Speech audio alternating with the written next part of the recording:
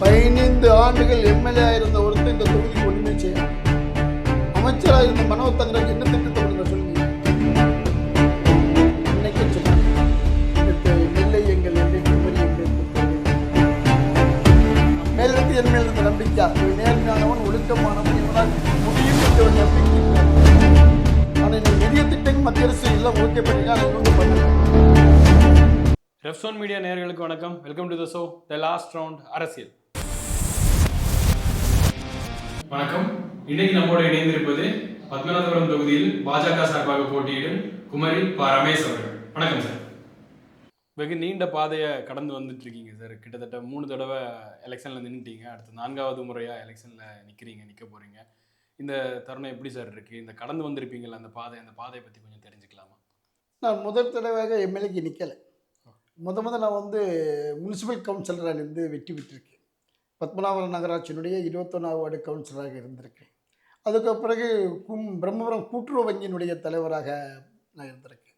இந்த மாதிரி கொஞ்சம் சின்ன சின்ன படிப்படியாக எனக்கு எம்எல்ஏ நிற்பதற்கான அந்த வாய்ப்பை பாரதிய ஜனதா கட்சி எனக்கு 2011 முதல் வழங்கிச்சு. அது என்னுடைய முதல் எம்எல்ஏ பயணனால, அதுவும் குளச்சல் பகுதியில் இருந்தனாலையும் எனக்கு தொகுதி பத்மநாபபுரம், நான் அடுத்த தொகுதியில் போய் குளச்சல் தொகுதியில் போட்டியிட்ட காரணமும் அப்போ கொஞ்சம் கடினமாக இருந்தனாலும் நான் 32,000 சில்லற வாக்குகள் பெற்றேன் 2011 முதல் தடவை. அதன் பிறகு என்னுடைய அந்த பயணத்தை பற்றி கட்சி எனக்கு அந்த பகுதியிலே எனக்கு பொறுப்பில் கொடுத்து பார்வையாளராக போட்டு என்னை வேலை செய்ய செய்ததன் காரணமாக 2016 போட்டியிடும் போது நான் 42,000 வாக்குகளை பெற்று 2வது இடத்துல வந்தேன். அப்போது ஏடிஎம்கே அந்த ஏடிஎம்கே அமைச்சர் போட்டு அவர் 3வது இடத்துக்கு போனார் பச்சைமால். அது பிறகு 2021 மீண்டும் எனக்கு ஒரு வாய்ப்பை பாரதிய ஜனதா கட்சி வழங்கிய போது அனைத்து இந்திய அதிமுக கூட்டணியோடு தேசிய ஜனநாயக கூட்டணியோடு போட்டியிட்ட போது நான் 65,000 வாக்குகளை பெற்றிருந்தேன். இருந்தாலும் நான் பல திட்டங்களை அங்கே அறிவித்திருந்தேன். மீனவர்களை காப்பாற்றுவதற்காக ஹெலிகாப்டர் தளம் கொண்டு வருவேன், விளையாட்டு மைதானம் கொண்டு வருவேன், குடிநீரை சுத்திகரித்து சுத்தமான குடிநீர் வழங்குவேன் என்று பல திட்டங்கள் அந்த தொகுதியில் நான் அறிவித்தேன். ஆனால் எதுவுமே செய்யாத அந்த எம்எல்ஏ பிரின்ஸ் அவர்கள் 3 முறை தொடர்ந்து வெற்றி பெற்ற. எப்படி வெற்றி பெற்றார் எனக்கு தெரியல. மக்கள் எதை பார்த்து அவர்களுக்கு வாக்களித்தால் கூட தெரியலை. நான் ஏன்னா தொகுதியை சுற்றி வந்தவன், தொகுதிக்காகவே முழுக்க வேலை செய்தவனுக்கு வாய்ப்பளிக்க அவங்க அளித்தாங்க. சரி, அவனுடைய தலையெழுத்து, அவன் நான் 3 தடவை எம்எல்ஏ இருந்து விட்டான். இப்பொழுது பாரதிய ஜனதா கட்சி 4வது தடவையாக என்னுடைய சொந்த தொகுதியான பத்மநாபபுரம் தொகுதிக்கு வாய்ப்பு தந்திருக்கிறார்கள். ஆனால் மூன்று முறை அங்கே கொடுத்துருக்காங்க சார். அங்கேருந்து வின் பண்ணாமல் திரும்ப இங்கே வந்திருக்கீங்களா சார்? ஆனால் இதுக்கு உங்கள் கட்சியில் எதிர்ப்பு இருக்கிறது மாதிரி சொல்கிறாங்களே சார், இதை பற்றி உங்கள் கருத்து என்ன? எங்கள் கட்சி அப்படின்னு எதிர்ப்பு இல்லை. கண்டிப்பாக ரமேஷுக்கு தொகுதி கொடுத்தே ஆக வேண்டும். அவன் தொடர்ந்து போட்டிட்டு இருக்கிறான், படிப்படியாக மேலே வந்துட்டு இருக்கான். இந்த தடவை கண்டிப்பாக வெற்றி பெறுவான். 65,000 வாக்குகளை பெற்று இந்த தடவை 1,00,000 வாக்குகளை பெற்று பத்மநாபபுரம் தொகுதி வெற்றி பெறுவான் என்ற நம்பிக்கை இப்போ எங்களுடைய கட்சி தலைவர்களுக்கு இருந்த காரணத்தால். மேலிருந்து என் மேல் இருந்த நம்பிக்கையா, இவன் நேர்மையானவன் ஒழுக்கமானவன் இவனால் முடியும் என்ற ஒரு நம்பிக்கையின் காரணமாக எனக்கு இந்த தொகுதி தந்திருக்கிறார் சார். கிட்டத்தட்ட 4வது முறை இங்கே மாற்றிருக்காங்கல்ல சார். அங்கே நம்பிக்கை இருந்துச்சுன்னா அதே தொகுதியில் திரும்ப கொடுத்துருக்கலாமே. இப்போ நம்ம பத்மநாபபுரம் தொகுதிக்கு மாற்றிருக்காங்க. நான் கேள்விப்பட்ட வரைக்கும் இங்கே பத்மநாபபுரம் தொகுதியில் சீட்டு கொடுக்கலைங்கிறதுனால நாயர் சமுதாயத்தை சேர்ந்த ஒருத்தர் சுயேட்சையாக அவங்களை எதிர்த்து நிற்கிறதா கேள்விப்பட்டேன். அதை பற்றி உங்கள் கருத்து என்ன சார்? அவர் எங்கே எதிர்த்து நிற்கிறார்? அவர் எந்த கட்சியுமே அவர் கொடுக்கலையே. நாயர் சமுதாயத்துக்கு காங்கிரஸ் கொடுக்கல, டிஎம்கே கொடுக்க, அவங்க கொடுத்துக்கலாம் நாயர் சமுதாயத்துக்கு. அதில் சமுதாய ரீதியாக அவர் சுயேட்சை தனியாக ஒரு நபர் நிற்கிறார். ஆனால் நாயர் சமுதாயம் முழுக்க எங்களுக்கு முழுக்க ஆதரவு தருகிறது.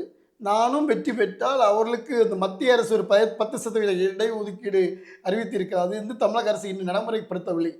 அவர்களுக்கான அந்த இடஒதுக்கீடு அவங்க இன்றைக்கும் வேலை வாய்ப்புகளெல்லாம் அவங்க ரொம்ப கஷ்டப்படுறாங்க. நான் நாயர் சமுதாயத்திற்கு நான் வாக்குறுதி அளித்திருக்கிறேன்.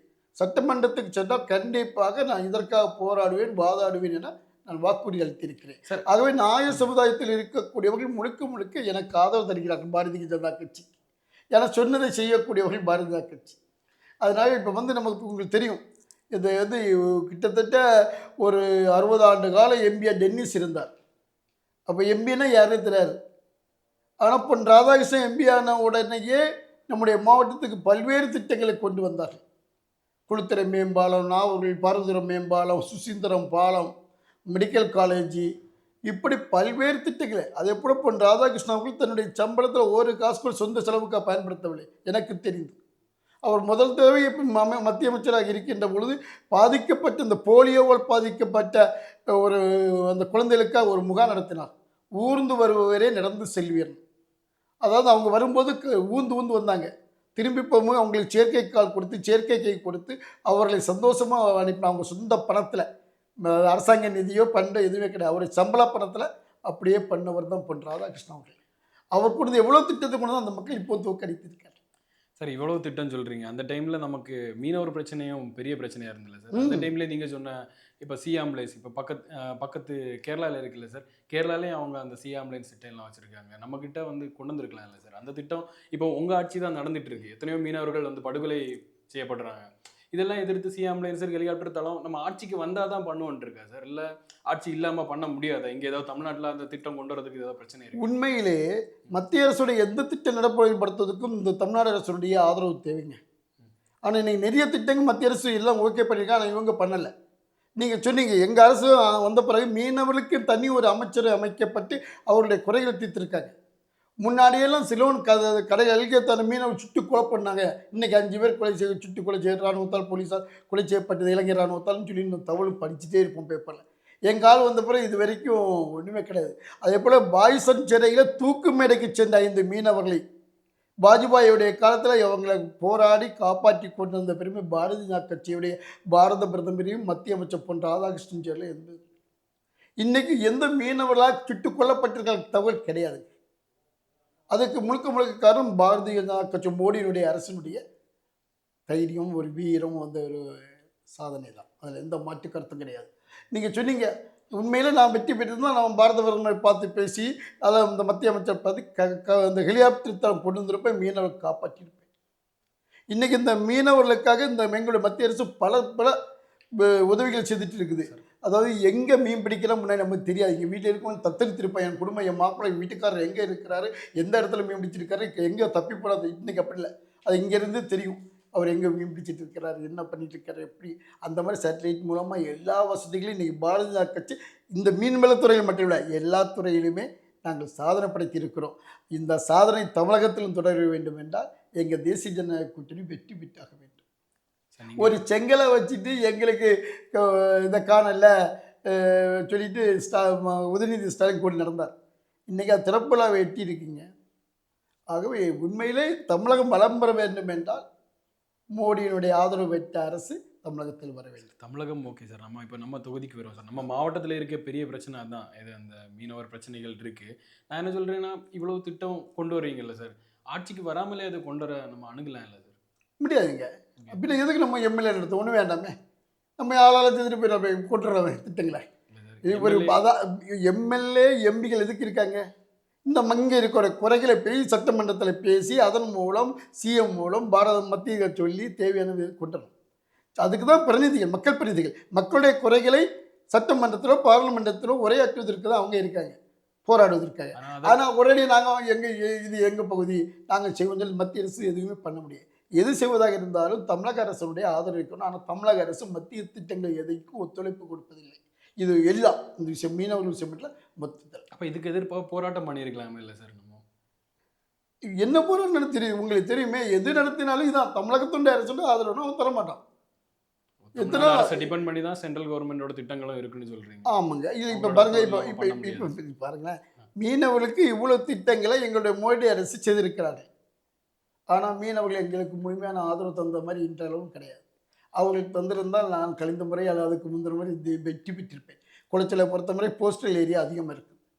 அங்கேருந்து அந்த மீனவர்கள் மட்டும் இப்போ கொஞ்சம் ரொம்ப மாறிட்டாங்க. முன்னாடி பார்த்தா அந்த மிசைலில் பார்த்தா அந்த பகுதியை ஓட்டு எண்ணும்போது 1 2 5 டபுள் டிஜிட் வராது. ஏதோ கிழவிகள் கை மாதிரி தட்டினா உண்டு. ஆனால் இன்றைக்கி அப்படி இல்லை. அது 500 5000 அந்த மாதிரி போயிட்டு இருக்குது. அதுவும் மீனவ மத்தியிலும் எங்களுக்கு ஒரு மாற்றம் எழுச்சி வருது. கண்டிப்பாக முடியும், நாங்கள் சாதனை முடியும். ஆனால் எதுவும் இருந்தாலும் தமிழக அரசனுடைய ஒத்துழைப்பு இருக்க வேண்டும். சார் இப்போ ஒத்துழைப்பை பற்றி பேசும்போது நம்ம ஊரில் இன்னொரு பிரச்சனை இருக்குது சார், பெரிய பிரச்சனை, கனிம வளம். சரியா, நம்ம பக்கத்தை நம்ம தொகுதியில் அது ஒரு பெரிய பிரச்சனை. பத்மநாபபுரம் தொகுதியை பொறுத்த வரைக்கும் அது ரொம்ப பெரிய பிரச்சனை தான். இப்போது அந்த பிரச்சனைக்கு நம்ம என்ன சார் போராட்டம் பண்ணியிருக்கோம்? இப்போது நீங்கள் பார்த்தீங்கன்னா எதிர்கட்சியில் மற்ற கட்சி இருக்காங்க சார். இப்போ நாம் தமிழர் இருக்காங்க, மற்ற கட்சிகள் எல்லாமே வந்து அதுக்கான பயங்கரமான குரலை வந்து கொடுக்குறாங்க. ஆனா பாஜக அதுக்கு தவறியது மாதிரி ஒரு கூற்று இருக்குல்ல சார்? கிடையவே கிடையாது. பாரதிய ஜனதா முழுக்க முழுக்க எதிர்ப்பு. எங்கள் மத்திய அமைச்சர் 4 வழிச்சாலையை இந்த பகுதியில் விவசாய நிலங்கள் பாதிக்கப்படக்கூடாது என்பதற்காக மலை ஏரியாவோட ஒதுக்கி கொண்டு போகணும்னு திட்டம் போட்டாங்க. அதை ஒரு போட்ட முதல் ரூட்டே அதுதான். அதாவது அந்த மலை ஏரியாவோட மேற்கு மலை தொடர்ச்சி வழியாக கேரளாவுக்கு போகும். இங்கே எந்த விவசாய நிலங்களோ குளங்களோ எதுவுமே பாதிக்கப்படாது. ஆனால் அன்னைக்கு இருந்த அத்தனை பேர் எதிர்த்தாங்க. அது குளச்சலில் வர்த்தக துறைமுகம் கொண்டு வரணும் முயற்சி பண்ணாங்க. 23,000 கோடி எங்கள் மோடி அரசு நிதி ஒதுக்கின பிறகும் கூட அது வரைக்கும் எல்லாரும் சொன்னாங்க குளச்சல துறைமுகம் வேணும், குளச்சல துறைமுகம் வேணும். சொன்னவங்க எல்லாம் காங்கிரஸ் சொன்னா, டிஎம்கே சொன்னா எல்லாரும் குளச்சல் துறைமுகம் வேணும். வந்தால் இப்போ எது அந்த துறைமுகம் மட்டும் வந்திருந்து வைங்களேன், நீ கன்னியாகுமரியில் ஆயிரக்கணக்கான வேலைகளுக்கு இளைஞர்களுக்கு வேலை வாய்ப்பு கிடைச்சிருக்கும். படித்தவர்கள் வெளிநாட்டுக்கோ அல்லது மும்பையோ பெங்களூரோ செல்ல வேண்டியிருந்திருக்காங்க. இன்னைக்கு படித்தவர்கள் வேலை இல்லாமல் டீ கடையும் அது இது நடத்திட்டு கஷ்டப்பட்டு இருக்காங்க. ஆகவே உண்மையிலே நாம் ஒத்துழைப்பு கொடுக்க வேண்டிய எந்த திட்டமாக இருந்தாலும் அதற்கு ஒத்துழைப்பு கொடுக்க வேண்டும். திரும்ப திரும்ப சொன்னோம், எந்த ஒரு மீனவ சகோதரரும் பாதிக்கப்பட மாட்டார்கள்னு பொன் ராதாகிருஷ்ணன் உறுதிமொழி கூறினாங்க. குளச்செல்லாம் வரல, இணையத்துக்கு போகணும். இணையத்தில் போய் அங்கே அலுவலகம் திறந்து வீடை திறக்கும் அங்கேயும் தடுத்தார்கள். கன்னியாகுமரி பக்கத்தில் கொண்டு போனால் அங்கே பார்க்கும்போது அங்கே வீடே கிடையாதுங்க, எந்த மீனவ வீடும் கிடையாது. அங்கே போனால் ஆமைகள் குஞ்சிடும் சொல்லிட்டு ஒரு பொருளியை கிளப்பி அங்கேயும் துறைமுகம் வராமல் தடுத்தார்கள். நம்முடைய மாவட்டத்துடைய வளர்ச்சியை தடுத்தவர்கள் முக்கியமான பங்கு இவர்களை சார். சரி, இப்போ கனிமவளத்தை பற்றி கேட்டீங்க. கனிமவளம் இதே மனோஜ் தங்கராஜ் எம்எல்ஏ இருக்கும்போது ஜெயலலிதா முதலமைச்சர் இருக்கும்போது பேசலாம், எங்கள் மாவட்டத்தை கனிமவளத்தை கடத்தி கொண்டார்கள், உடனே தடை செய்ய வேணும், தடை செய்யணும். பார்த்தா அவர் அமைச்சரான பிறகு அவரே சொந்த பாறை பினாமி பேரில் வச்சுருக்கேன்னு சொல்கிறாங்க. கோடிக்கணக்கில் லஞ்சம் வாங்குறேன்னு சொல்கிறாங்க. நிறைய கடத்தப்படுகிற அமைச்சர் பதவி பறிக்கப்பட்ட உடனேயே கன்னியாகுமரி காவல்துறை ஆய்வாளர் அவர்கள் 2 கிரசரை வந்து முடக்கியிருக்கார். அது வரைக்கும் கொஞ்சம் இல்லை, எல்லா லைசன்ஸ்லாம் ஓடிட்டு இருக்கு, எந்த இதுவுமே கள்ளத்தனமாக நடக்கலை அப்படின்னு சொன்னான். அவர் ரிசன் வேலை அவரை வந்து அமைச்சர் வந்து நீக்கிற உடனேயே இப்போ வந்து இது சீட்டு கொடுக்கல சொன்ன உடனேயே அடுத்த நாள் 2வது நாளே நம்முடைய காவல் கண்காணிப்பாளர் 2 கல்குவாரிக்கு சீல் வைத்து மூடினார்கள். இதுபோல் நிறைய இருக்கின்றன. நம் மாவட்டத்தில் அத்தனை கல்குவாரிலும் இந்த அளவுக்கு மக்களுக்கு பாதிப்புக்கு மனோஜ் தங்கராஜ் என்பது ஒரு முக்கியமான காரணம். அதில் மாற்று கருத்தே கிடையாது. சார், எனக்கு ஒரே ஒரு டவுட்டு சார். இப்போ அந்த ப்ராஜெக்டே வந்து சென்ட்ரல் கவர்மெண்டோட ப்ராஜெக்ட், விழிஞ்சம் ப்ராஜெக்ட் கரெக்டாக, அந்த ப்ராஜெக்ட்டுக்காக தான் இங்கே வந்து கனிமாவெல்லாம் அங்கே எடுத்துகிட்டு போகிறாங்க. ஸோ அந்த ப்ராஜெக்டே வந்து சென்ட்ரல் கவர்மெண்ட் ப்ராஜெக்ட்டுங்கிற பட்சத்தில் நம்ம சென்ட்ரல் கவர்மெண்ட்லேருந்தே அதை தடுத்து நிறுத்தலாமே சார். இப்போது அவங்க கேரளாவில் பண்ணுறோம் சார், கேரளாவில் அவங்களோட சொந்த இடத்துல வந்து அவங்களோட கனிம வளம் வச்சு அந்த ஹார்பரை பில்ட் பண்ணலாமே சார். அதுக்காக கன்னியாகுமரியோடது எதுக்காக, வளங்களை எதுக்காக சுரண்டணும் சார்? அது என்ன மாதிரியான ஒரு சகோதரர் நீங்கள் சொல்லுவது முற்றிலும் உண்மை, அதில் மாற்றுக்கிறது கிடையாது. நீங்கள் சொல்லி இங்கேருந்து அந்த மத்திய அரசனுடைய துறைமுகத்துக்கு இங்கேருந்து விழிஞ்சத்துக்கு இங்கேருந்து கொண்டு வர திமுக தடுத்துருக்கலாமே. கம்யூனிஸ்ட்காரங்க பெரிய போராட்டம் தானே, எதுக்கு இடத்துலும் போராடக்கூடியவங்க, அவங்க எங்கேயோ போராடினாங்களா? இது வந்து தமிழ்நாடு பண்ண அரசாங்கம் பிஜேபி வந்து தமிழ்நாடுடைய கட்சிகள் செய்யக்கூடிய வேலைகள். அவங்க எல்லாரும் மனோஜ் தங்கராஜோடு சேர்ந்து அவனுக்கு ஒத்துழைப்பு கொடுத்தாங்க சார். அப்போ எதிர்கட்சியில் நிற்க வேண்டிய பக்கமே நீங்கள் தான் நிற்கணும் சார். அப்போ நீங்கள் அதை ஸ்ட்ராங்காக எடுத்துருக்கலாம் இல்லை சார்? நாங்கள் போராடினோம், பல விதத்தில் நாங்கள் போராடினோம். அவனுடைய மனோஜ் தங்கராஜனுடைய ஒவ்வொரு செயலையும் கண்டித்து பல போராட்டங்கள் பாஜக சார்பாக நடத்தியிருக்கிறோம், சிறை சென்றிருக்கோம், எங்கள் மேலே எஃப்ஐஆர் ஆகியிருக்குது. அதில் எந்த மாற்று கருத்து கிடையாது. குமாரகோவிலில் ஒரு எம்எல்ஏ எல்லாருக்கும் பொதுவான குமாரகோவிலில் தேரோட்டம் நடக்குது, வரலாம், அவன் செய்யலாம். ஆனால் அந்த தேரை இருக்கும்போது அவங்க கூட வந்தவர்கள் காலனியை போட்டுட்டு தேர் இழுக்கிறாங்க. நாங்கள் தடுத்தோம். அந்த தேரை முன்னே படுத்து அந்த இவங்க இழுக்கக்கூடாது, இந்து சமயத்தின் மீது நம்பிக்கை உள்ளவர்கள் தான் இழுக்க வந்து. அவன் குளிச்சாங்களா, என்ன சாப்பிட்டு வந்தாங்க எங்களுக்கு தெரியாது. ஒரு மக்கள் ஒரு என்ன சொல்கிறது, ஒரு பேர் எடுக்கணும், நானும் இந்துக்களுக்கு ஒரு நண்பன் இருக்க தேர் இழுக்க வந்து சாமி கும்பிடலாமே. தேர் இழுத்தா தான், வடம் பிடித்து இழுத்தா தான் அவர் முருக பக்தரா? நான் இப்போ வந்து ஒரு நான் ஒரு எம்எல்ஏ இருக்கேன், கிறிஸ்தவ திருவிழா நடக்கும்போது நான் அந்த நிகழ்ச்சியில் கலந்து கொண்டு ப்ரேயர் பண்ணலாம். அதுக்கெல்லாம் அந்த அவங்க செய்யக்கூடிய முறை நான் செய்யக்கூடாதுல்ல. சரி, அதுக்கடுத்து இன்னொரு விஷயம் சார், நம்ம இப்போ சாமி, இந்த கோவில் இதெல்லாம் பற்றி பேசுகிறோம். இதை பற்றி பேசும்போது தான் சார், இங்கே கன்னியாகுமரியில் ஒரு மேஜர் பாலிடிக்ஸ்னால் ஒரு மத ரீதியான பாலிடிக்ஸ் இருக்குது சார். இதை எப்படி பார்க்குறீங்க? இதை எப்படி கடந்து போக முடியுமா, இல்லை இதுக்கு அடுத்த லெவல் எப்படி இருக்கும் சார்? உண்மையிலேங்க அந்த ஒரு எண்ணம் இருக்கிறதுனால நம்முடைய மாவட்டம் முன்னேறாமல் இருப்பதற்கு முழுக்க முழுக்க காரணம். 15 ஆண்டுகள் எம்எல்ஏ இருந்த ஒருத்தர் இந்த தொகுதிக்கு ஒன்றுமே செய்யலை. அமைச்சராக இருந்த மனோ தங்கராஜ் என்ன திட்டத்தை கொண்டு வந்தார் சொல்லுங்க? என்ன திட்டத்தை அவர் இந்த பொதுவான ஒரு நல்ல திட்டத்தை கொண்டு வந்தார்? இளைஞர்கள் வேலை வாய்ப்புக்கு ரப்பர் புகை கொண்டு வந்தாரா? அல்ல மாணவர்களை படிப்புக்கு விவசாய கல்லூரி கொண்டு வந்தாரா? எந்த திட்டமே கிடையாதுங்க. பேச்சுப்பாறை அணை தண்ணீர் வந்து ராதாபுரத்துக்கு போகுது. இங்கே மக்கள் வறட்சியாக இருக்காங்க. இது அவருடைய சொந்த தொகுதியில் உள்ள ஒரு அணை. அவன் ஏன்னா ஒரு சபாநாயகர் போகிறான். ஏற்கனவே அங்கே மாறி மாறி இவங்களுக்கு சபாநாயகருக்கும் மனோ தங்கராஜுக்கும் பிரச்சனை இருந்தனால இடையில ஒரு 2-3 வருஷம் இல்லாமல் இருக்கும். ஆகவே இது வந்து கன்னியாகுமரி மாவட்டத்தில் இந்த மத அரசியல் இருக்கிறனால தான் நம்முடைய மாவட்டம் முன்னேறாமல் இருக்கிறது. நல்ல மதத்துக்கு அப்பாற்பட்டு இந்த மாவட்டத்தில் முன்னேற்றத்திற்காக இரவும் பகலுமாக உழைக்கக்கூடியவரை நீங்கள் தேர்ந்தெடுத்த நான் தான் முதல் சொன்னேன். பொன் ராதாகிருஷ்ணன் வந்து எந்த மதத்தை அவர் வந்து அதிகமான அமைச்சராக இருக்கும்போது அதிகமான மீனவர்களை பாகிஸ்தான் துபாய் மற்ற சிறைகளிலிருந்து மீட்டு கொண்டு கொடுத்தவர் பொன்ராஜ். நாங்கள் போகும்போது அங்கே பார்த்தா அத்தனையும் கடப்புறத்தை சார்ந்த மக்கள் தான் நிற்பாங்க. சார், உங்களோட சொந்த தொகுதியில் ரொம்ப வருஷத்துக்கு அப்புறமா உங்களை எம்எல்ஏவா அறிவிச்சிருக்காங்க சார். உங்கள் தொகுதி மக்களோட முக்கியமான பிரச்சனை என்ன, எதை சார் பார்க்குறீங்க? என்ன பிரச்சனைகளை பார்க்குறீங்க? முதல் பிரச்சனை நான் கல்குவாரி தான் சொல்லுவேன். ஏன்னா தொகுதியில் அதிகமான கல்குவாரிகள் இருக்கிறது. அதில் வந்து கனிம வளம் கடத்தப்படுகிறது. அதை தடுப்பதற்காக நான் கண்டிப்பாக முயற்சி எடுப்பேன். அதில் மாற்றுக்கிறது கிடையாது. 2வது பேச்சுப்பாறை தண்ணீரை எங்கள் மாவட்ட மக்களுக்கு போக தான் அடுத்த மாவட்டத்தை கொடுப்பதற்கு நம்ம சொல்லலாம். அங்கே காவேரி கிருஷ்ணாலும் சொல்லலாம். எல்லாம் அந்தந்த பகுதிக்கு கொடுத்துட்டு அவங்க தேவைக்கு போக மிச்சத்தை கொண்டு போட்டு இங்கே மக்கள் தண்ணி தட்டு வராமல் காப்பதற்காக கண்டிப்பாக நான் முயற்சி எடுப்பேன். அதில் மாற்றுக்கிறேன். சரி, இப்போ இது சொன்னீங்கல்ல, அந்த கனிம வளம் தடுப்புன்ட்டு. கனிம வளம் தடுக்கிறதுல அங்கே அக்ரிமெண்ட் போட்டிருக்காங்கல்ல சார்? இத்தனை கனிம வளம் வந்து இவ்வளோ ஹார்பருக்கு இவ்வளோ ஒதுக்கணுன்ற மாதிரி அங்கே வந்து அக்ரிமெண்ட் இருக்குல்ல சார், பேசிக் அக்ரிமெண்ட். அந்த பிரேக் பண்ணி அதை ஸ்டாப் பண்ண முடியுமா, நிறுத்த முடியுமா ஆக்சுவலாக அந்த கனிம வள கடத்தல? சார் தனியாருக்கு கொடுக்கணும் அப்படி அக்ரிமெண்ட் போட்ட மாதிரி எனக்கு தெரியலை. தனியாருக்கு இல்லை, இப்போ நீங்கள் சொல்லக்கூடிய அதானியோடைய துறைமுகம் ஆரம்பிக்கப்பட்ட துவக்க முடிஞ்சுது. இப்பவும் போயிட்டு தான் இருக்குது. 100க்கு ஆயிரக்கணக்கான லாரிகள் போயிட்டு தானே இருக்குது. எல்லாமே ஹார்பருக்கு போகல, அதை தாண்டி போகுதுன்னு. அது தாண்டி போகுதுங்க, தனியாருக்கு போகுது. தனியாருக்கு போய் அதை வந்து பல மடங்கு விலை உயர்த்தி கொடுக்குறாங்க.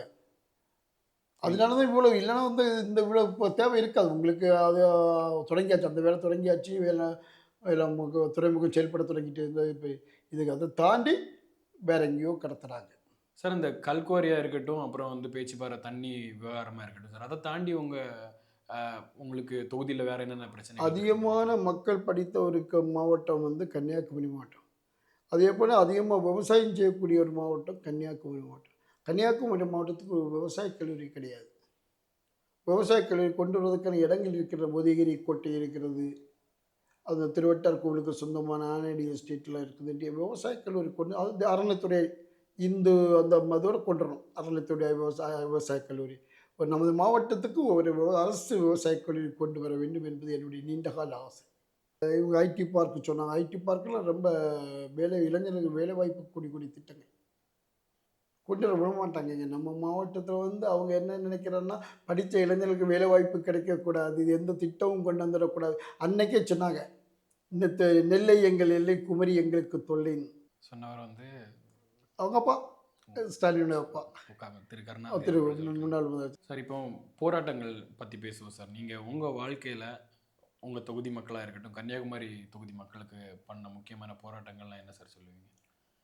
நாங்கள் ஏகப்பட்ட போராட்டங்கள் நடத்திருக்கீங்க. அது எந்த விஷயமாலும் சரி, மக்களுக்கு ஒரு பாதிப்பு சொன்னால் முதல் போராடக்கூடியது வந்து பாரதிய ஜனதா கட்சியாக தான் இருக்கும். நாங்கள் வந்து இந்த ஓகி புயல் சமயத்தில் மக்களுக்கு சரியான நிவாரணம் வழங்கலன்னு சொல்லிட்டு போராட்டம் நடத்தி சரி செஞ்சுருக்கிறோம். பல விதத்தில் நாங்கள் பல்வேறு விதத்தில் எப்போவுமே இந்த திமுக அரசு மக்களுக்கு விரோத அரசு, அதில் மாற்று கருத்து கிடையாது. அவங்க அத்தனை விரோதத்துக்கு நாங்கள் வந்து போராட்டம் நடத்தி கைது செய்யப்பட்டு மண்டபத்தில் அடைக்கப்பட்டு விடுதலை செய்யப்பட்டிருக்கோம். இன்றைக்கும் நான் வந்து எனக்கு சொந்த கேஸ்ன்னு கிடையாது. இன்றைக்கும் 14-15 கேஸ் இருக்குது. இன்றைக்கி பண்ணும்போது கடைசி 2 கேஸ் தான் இது வந்து பாக்கியெல்லாம் அப்படியே தள்ளுபடி பண்ண மாதிரி பண்ணிருக்காங்க. ஆகவே எங்களுடைய போராட்டம் தொடர்ந்து யார் செய்த தவறு யார் செய்தால் சுட்டி காணிக்க நாங்கள் பின்வாங்க மாட்டோம். சார், நீங்கள் ஆட்சிக்கு வந்துட்டீங்க சார், எம்எல்ஏ ஆகிட்டீங்க. நீங்கள் போடுற கையெழுத்து இந்த கனிம வளத்தை தாண்டி என்னவா இருக்கும் சார்? கையெழுத்து திட்டம் என்னவா இருக்கும்? எனக்கு வந்து என் தொகுதியினுடைய மாணவிகள், பெண் குழந்தைகளுக்கு பாதுகாப்பு அளிக்கப்படும். சார், நீங்கள் பேசும்போது நிறைய வாட்டி ராதாகிருஷ்ணன் சாரை மேற்கோள் காட்டி பேசுகிறீங்க. ஆனால் அவருக்கு இந்த எலெக்ஷனில் இந்த கன்னியாகுமரியோ எந்த தொகுதியிலையுமே சீட்டு கொடுக்கல சார். நம்ம அதை எப்படி பார்க்குறீங்க சார்? அவர் வந்து யார் பல விதத்தில் பேசுவாங்க. எனக்கு அவர் வந்து இந்த மாவட்டத்துடைய ஒரு வளர்ச்சி நாயகன், குட்டி காமராஜர். இல்லை சார், அவருக்கு சீட்டு கொடுக்காததுக்கான காரணம் கேட்டேன். என்ன தான் சீட்டு சொல்லக்கூடிய அண்ணாமலை கொடுக்கல, அதை கேட்டீங்க. பொன்ராதாசனு கொடுக்கல, அதை கேட்டீங்க. கேட்கறது தானே சார். எங்க இயக்கத்துல யாருக்கு எப்போ என்ன கொடுக்கணும்னு எங்களுடைய தலைவர்களுக்கு தெரியுங்க சார். இப்போ உங்க தொகுதி மக்கள் உங்களுக்கு எதுக்காக சார் ஓட்டு போடும், அதுக்கு என்ன சொல்லுவீங்க? என்னுடைய தொகுதி பத்மநாபபுரம் சட்டமன்ற தொகுதி கன்னியாகுமரி மாவட்டத்தில் மட்டுமல்ல தமிழகத்தில் சிறந்த தொகுதியாக வருவதற்காக பணியாற்றுவதற்கு எனக்கு ஒரு வாய்ப்பு தர வேண்டும். நான் வெற்றி பெற்றால் ஜாதி சமய அப்பாற்பட்டு அனைத்து மக்களையும் என்னுடைய சகோதரர்களாக, என்னுடைய தொகுதியை சார்ந்தவர், என்னுடைய குடும்பத்தை சார்ந்தவர்கள் பாவித்து அவருக்கு எந்த ஒரு தொந்தரவும் பிரச்சனையும் வராத அளவுக்கு நான் அவர்களோடு இணைந்து பணி செய்வேன் என்பதில் எந்த மாற்று கருத்தும் இல்லை. இந்த வரப்போகிற எலெக்ஷனில் உங்களோட தொகுதியில் உங்களுக்கு போட்டியாளராக யாரை சார் பார்க்குறீங்க? அண்ட் வந்து புதுசாக ஒரு கட்சி கூட வந்திருக்கு உங்களுக்கு போட்டியாளராக, அந்த கட்சியை பற்றி உங்களோட கருத்து என்ன சார்? நான் என்னுடைய தொகுதி போட்டியாளராக நாம் தமிழர் கட்சி வேட்பாளர் நினைக்கிறேன். ஏன்னா தமிழக வெற்றிக் கழகம் புதிய கட்சி, அதுக்கு சரியான அனுபவம் கிடையாது, இதுவரைக்கும் வந்தே கிடையாது.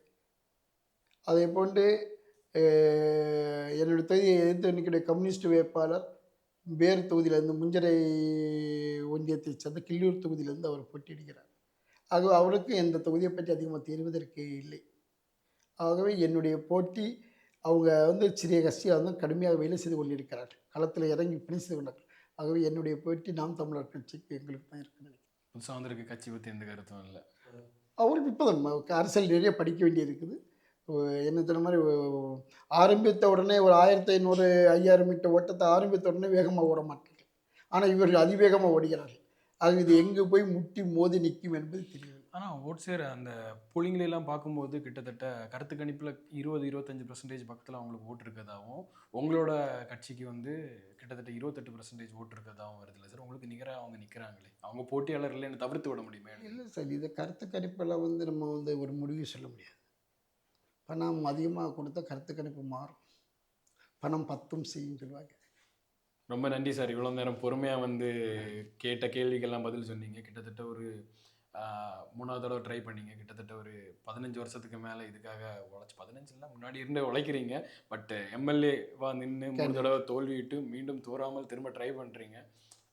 உங்களோட உழைப்புக்கு கண்டிப்பாக ஒரு வெற்றி கிடைக்கணும்னு ரெப்சான் மீடியா சார்பாக வாழ்த்துக்கள் சார். நன்றி. மிக்க மகிழ்ச்சி.